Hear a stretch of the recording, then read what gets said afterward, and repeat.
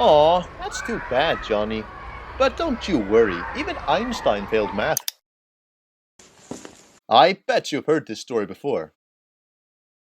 Are you God? The story of Einstein failing math is much like little Johnny's existence, entirely fictional.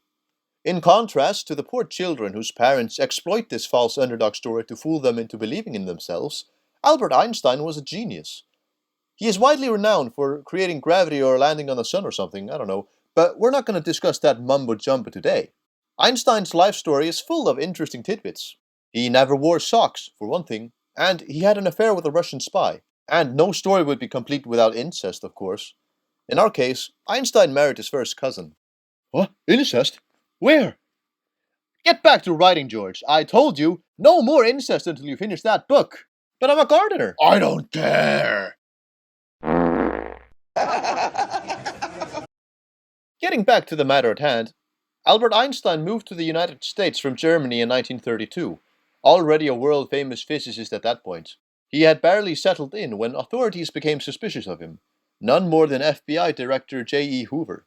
You see, Einstein had some pretty extreme ideas, which, coupled with his fame and status as an intellectual, could spell real trouble for the US. These radical ideas included pacifism, civil rights, anti-nationalism. I could go on, but I don't mean to scare the children. In the face of these obscenities, Director Hoover had no choice but to label him a communist and began spying on him. The government had additional powers during wartime to regulate pesky foreigners who were up to no good, and they played a controversial role in World War II. The act that granted the government these powers is still in place today and is called the Alien Enemies Act. You're clear to go. Yep, move on. You're clear to go. Yeah, go on. Red alert! Alien spotted!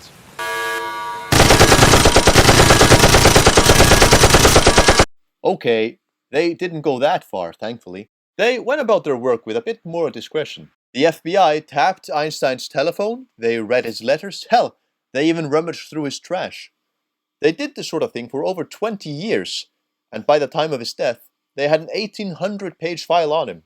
However, I don't imagine they found anything much worth mentioning. Otherwise, Einstein would be remembered as crazy international terrorist guy and not genius goofy tongue guy. Einstein died at 76 years old in 1955. Prior to that, he had refused surgery, stating that it was tasteless to prolong life artificially. And upon his passing, the famous genius was honored by having his corpse defiled. A Dr. Thomas Stultz Harvey stole Einstein's brain in hopes of future science being able to determine what made Einstein such a genius. All without the permission of the family, of course.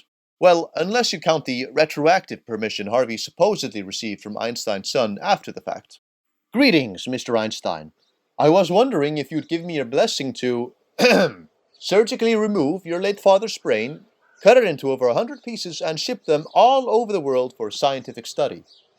Absolutely not. See, I thought you'd say that, but hear me out.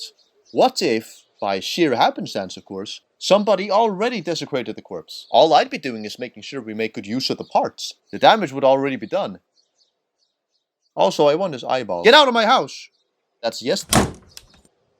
I take it that's a yes then? What a heartwarming way to end our tale of one of humanity's most influential and beloved men. Usually, I like to end these on a moral of the story sort of tone. But since I don't really think there's much to take from here, I'll just leave you with this fun fact. Did you know Einstein had a terrible memory and couldn't even recall his own phone number? Do with that what you will. Okay, bye. Oh God, where am I? Shh, none of this is real. I'm not real. This pain, the horror, it's all a lie.